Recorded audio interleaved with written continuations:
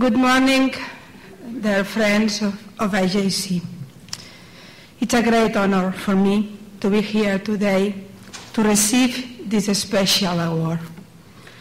When several months ago David Harris called me to announce IJC's decision to grant me the Mass Media Award 2009, I answered that I didn't know if I deserve it. My reply was not a simple gesture of courtesy. I'm sure there are many people in the world who fight for our values, freedom, tolerance, peace, in worse conditions than me. Especially there are some great women in Muslim countries who fight for human rights, putting in serious danger their own lives. I am only a journalist who does what she thinks is right. A woman committed with her time and her society. This is my only merit, to have committed myself in the struggle against the threats facing us. Why? Because it is my duty. Thank you very much for recognizing my humble work. Also, I feel especially honored to accept the recognition because it is out by the American Jewish Community, an organization which is a symbol in the struggle for civil rights. It is precisely due to that, to what IJC means, that I would like to convert my little thank you text into a denouncing shout. We live in a time of challenges and threats, maybe again the time of fear. In the 20th century, mankind had to fight against two kinds of totalitarianism, Stalinism and Nazism, both different, but in essence, both equal. Now, in the 21st century, we suffer the assaults of a new, though similar enemy, Islamic extremism. The ideology has changed.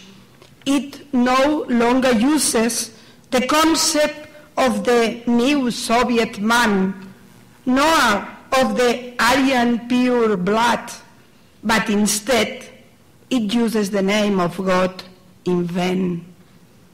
It neither lives in the extreme right nor in the extreme left, but it has learned from both extremisms.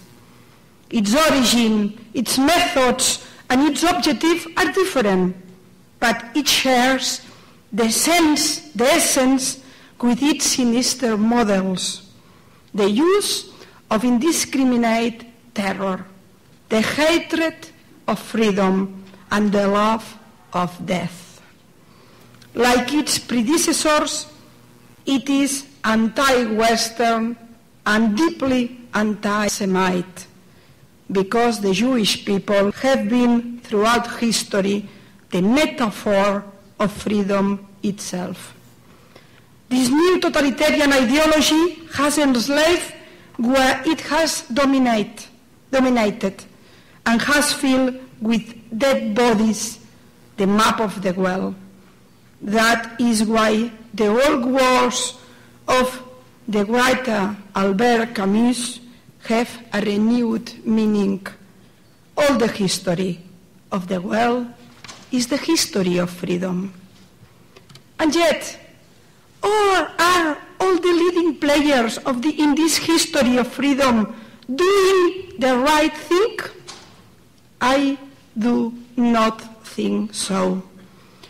If these words want to be a shout, it's a denouncing shout, a denunciation against the Chamberlains of the 21st century, guilty, like the Chamberlain of the 20th century, of looking towards the other side, of remaining silent or of being directly guilty of accepting totalitarian evil. The first Chamberlain of the 21st century, is the United Nations, whose capacity to defend human rights, denounce atrocious dictatorships, and help the weakest is nil. That is why it is not capable of confronting tragedies such as Darfur's, and is incapable of defending women oppressed by Islam, but is capable of inviting to a summit against intolerance an Islamofascist who keeps women in apartheid, kills homosexuals, hates Jews, and promotes the destruction of Israel. And thus, in Europe, on the Shoah's anniversary, Martin Luther King said, "Nothing in the world is more dangerous than sincere ignorance and conscientious stupidity." Indeed,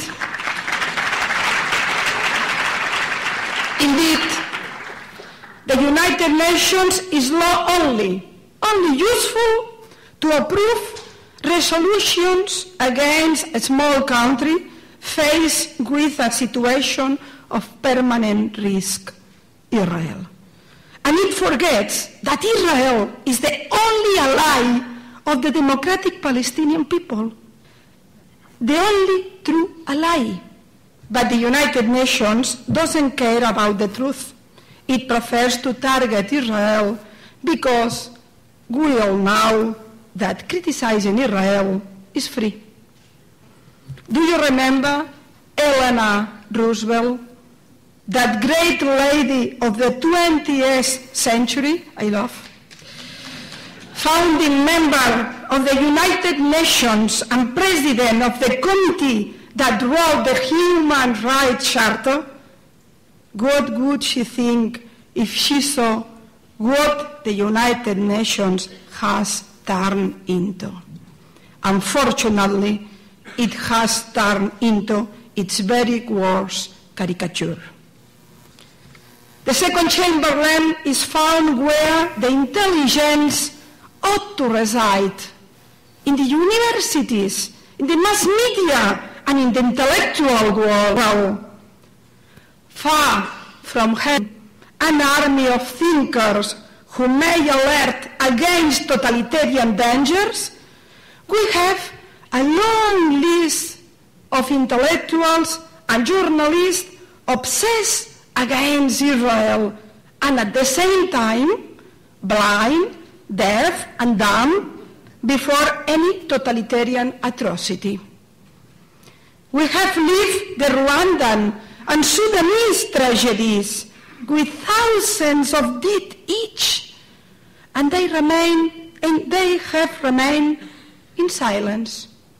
We are living the permanent massacre of Muslims at the hands of Islamic fundamentalism, and they remain in silence. We live the enslavement of millions of women, and they remain in silence. But if a victim falls under Israeli bullets, then raise their voice and damn to hell the evil country. These intellectuals are the inventors of a new politically correct anti-Semitism, disguised as solidarity and with a clean conscience. And yet, their hatred of Israel is one of the strongest allies of jihadist victimism. That new anti-Semitism has come into being in Europe and in Latin America in such a way that it is today a substantial part of the leftist ideology.